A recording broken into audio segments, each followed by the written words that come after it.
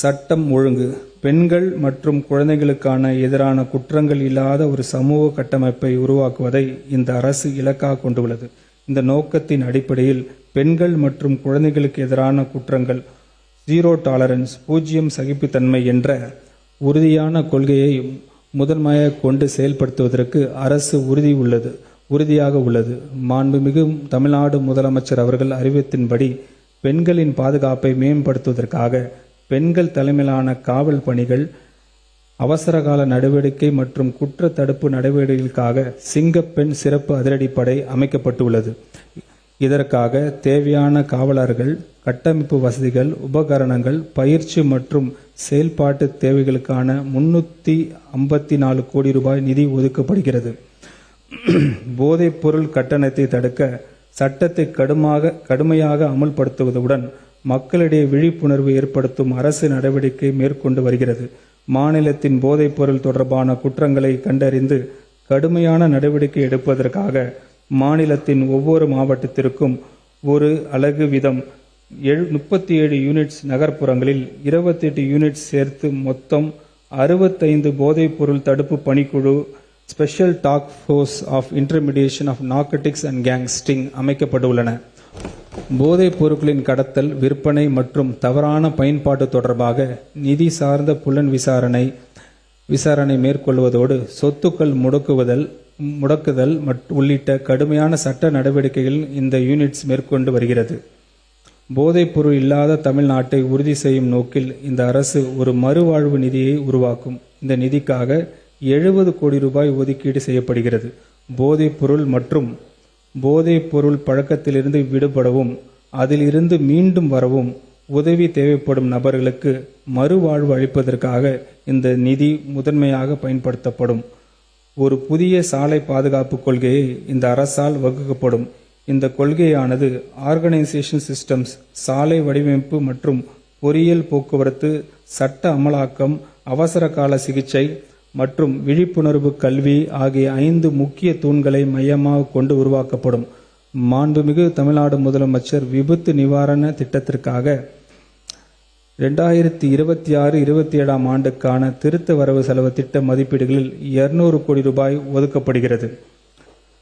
மேலும் 2026-27 நிதி ஆண்டில் பல்வேறு சாலை பாதுகாப்பதற்கான பணிகள் மேற்கொள்வதற்காக சாலை பாதுகாப்பு நிதியின் கீழ் 130 கோடி ரூபாய் ஒதுக்கப்படுகிறது.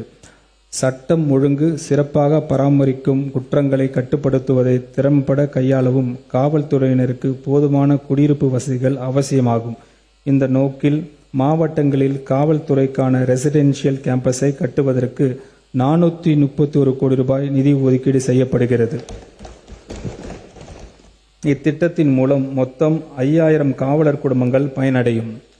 இந்த திருத்த வரவு செலவு திட்ட மதிப்பீடுகளில் உள்துறை, மதுவிலக்கு மற்றும் எக்சைஸ் டிபார்ட்மெண்ட்டுக்கு 17,290 கோடி ரூபாய் ஒதுக்கீடு செய்யப்படுகிறது. ஆட்சி நிர்வாகத்தை வலுப்படுத்துதல், முடிவுகள் வேகப்படுத்தும், வெளிப்படையாகவும் அசைக்க முடியாத நேர்மையுடன் எடுக்கப்படும் போதுதான் நிர்வாகம் சிறந்த நிலையை எட்டும்.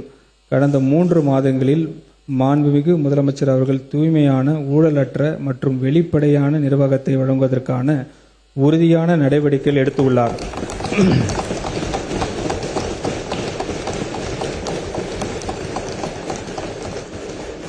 அரசை அடுத்த முக்கியமான கட்டத்திற்கு முன்னேற்ற மேலும் பல நடவடிக்கைகள் மேற்கொள்ளும்.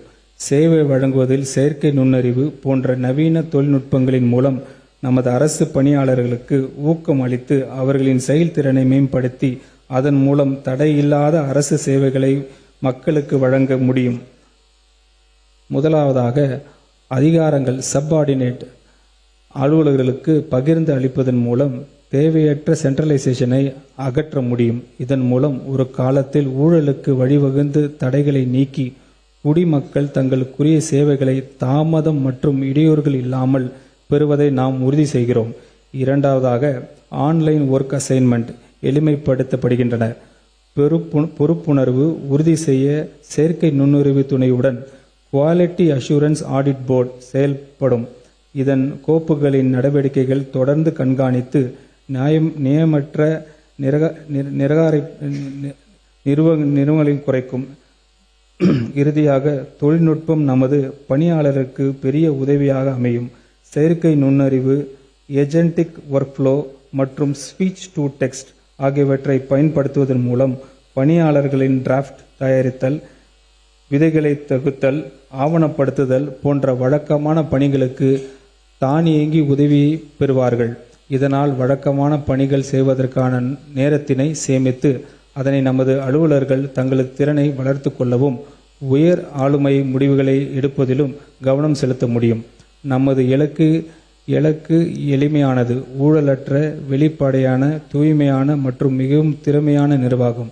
இதில் தொழில்நுட்பம் அரசு பணியாளர்களுக்கு சேவை வழங்குகிறது. அதன் மூலம் அரசு பணியாளர்கள் மக்களுக்கு ஆன்லைனில் வெளிப்படைத்தன்மையுடன் குறித்த நேரத்தில் சேவைகளை வழங்குகின்றனர். அரசு சேவை அளிப்பதை மாற்றி அமைப்பதற்கும் நிர்வாகம் பணி பகிர்வினை எளிமைப்படுத்துவதற்கும் தலைமைச் செயலாளர் அவர்களின் தலைமையில் ஒரு ஆளுமை செயலர்கள் சீர்திருக்கும் குழு அமைக்கப்படும். மூத்த அரசு அலுவலர்கள், தொழில்துறை நிபுணர்கள் மற்றும் கல்விசார் நிபுணர்கள் ஆகியவற்றை ஒன்றிணைத்து இக்குழு ஆட்சி பணி செயல்முறைகளை மறுசீரமைக்கும். தேவையற்ற விதைகளை பின்பற்றுதல் போன்றவை கலைத்து நவீன தொழில்நுட்பத்துடன் குடிமக்கள் மற்றும் வணிகத்திற்கு உகந்த ஆளுமை சூழலை உருவாக்கும். அரசு துறைகளில் ஏற்படும் காலி பணியிடங்களை உரிய நேரத்தில் நேர்மையாக வெளிப்படைத்தன்மையுடன் நிரப்பும் பொருட்டு அனைத்து ரெக்ரூட்மெண்ட் ஏஜென்சி மூலம் ஆண்டு தேர்வு திட்டம் வெளியிடப்படும். மேலும் ஒருங்கிணைத்து நிதி மற்றும் மனிதவள மேம்பாட்டு திட்டம் மூலம் மேலாண்மை திட்டம் மூலம் பதவி உயர்வு மற்றும் பணியிட மாறுதலில் வெளிப்படைத்தன்மை உறுதி செய்யப்படும்.